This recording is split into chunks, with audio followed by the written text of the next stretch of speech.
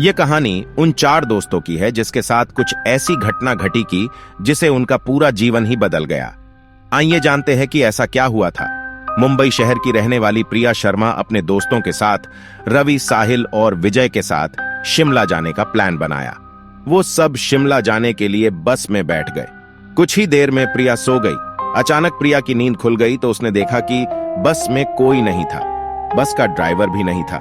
बस अपने आप ही चल रही थी। उनके सारे दोस्तों भी बस में नहीं थे। यह सब देखकर डर के मारे प्रिया जोर जोर से चिल्लाने लगी। अचानक उसे लगा कि कोई उसके पीछे खड़ा है। जब उसने पीछे मुड़कर देखा तो वहां एक स्त्री बैठी हुई थी। उस स्त्री का चेहरा जला हुआ था। ऐसा लग रहा था कि किसी ने उसके चेहरे पर एसिड फेंका हो। ऐसा भयंकर चेहरा देखकर प्रिया ने चिल्लाना शुरू कर दिया, बचाओ बचाओ बचाओ। और अचानक प्रिया की नींद उड़ गई। वो एकदम डरी हुई और पसीने से पूरी भीग गई थी। पास में बैठे हुए विजय ने पानी की बोतल दी और बोला, शायद तुम्हें कोई सपना देखा होगा। थोड़ी ही देर में सब शिमला पहुंच गए और एक होटल पर रात बिताने के लिए गए। दूसरे दिन वो सब साथ में मिलकर होटल के पास वाले पहाड़ पे घूमने जाने का नक्की किया।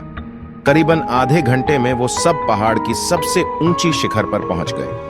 वहीं से नीचे देखने पर घने लीलेछम पेड़ पौधे काफी सुंदर दिख रहे थे।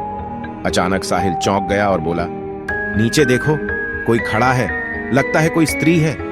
विजय और रवि भी देखने लगे, लेकिन उन्हें कोई दिख नहीं रहा था और बोले, तू पागल हो गया है क्या? इस घने जंगल में कोई स्त्री कैसे आ सकती है? तुम्हें शायद कोई भ्रम हुआ होगा। उसके बाद वह सब खुली जगह पर चले गए। रात होने वाली थी, इसलिए वह सब ने पहाड़ पर ही रुकने का निर्णय किया। इसलिए उन सब ने वहां पर ही तंबू लगाया और खाने पीने के लिए सामान बाहर निकाला। प्रिया की बैग तंबू के बाहर थी, इसलिए वह लेने के लिए बाहर गई तो वहां पर उसे किसी की आवाज सुनाई दी। प्रिया उस आवाज की ओर अपनी नजर घुमाती है तो उन्हें सामने से कोई 3 आदमी आते हुए दिख रहे थे। उनके हाथ में धारदार हथियार देखकर प्रिया डर जाती है और दौड़ के तंबू के अंदर आ जाती है। उसने अपने दोस्तों से भी यह बात की, लेकिन कोई उसकी बातों पर विश्वास नहीं कर रहे थे। प्रिया चिल्लाकर बोली, आप सब पागल हो गए हो क्या? कोई भी मेरी बातों पर भरोसा नहीं कर रहा है।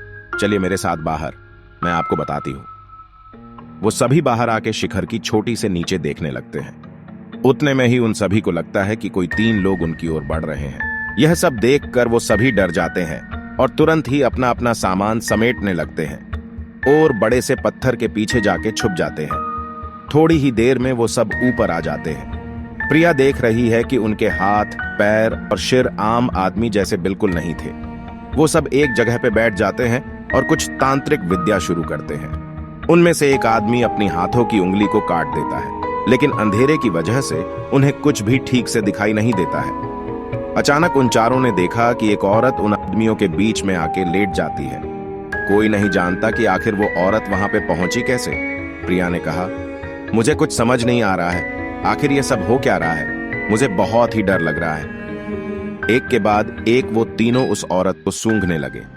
वहीं पे अचानक उस औरत ने अपनी उंगली उठाई और हमारी तरफ इशारा करने लगी। हम सब डर गई। वो तीनों उस औरत को छोड़कर हमारी ओर बढ़ने लगे। हम सब पहाड़ी से नीचे होटल की ओर दौड़ने लगे। हमारी आवाज सुनकर वो तीनों हमारी ओर दौड़ने लगे। प्रिया और साहिल सबसे आगे थे और विजय और रवि उनके पीछे दौड़ रहे थे। प्रिया और साहिल होटल तक पहुंच गए, लेकिन रवि और विजय का कोई पता नहीं चल रहा था।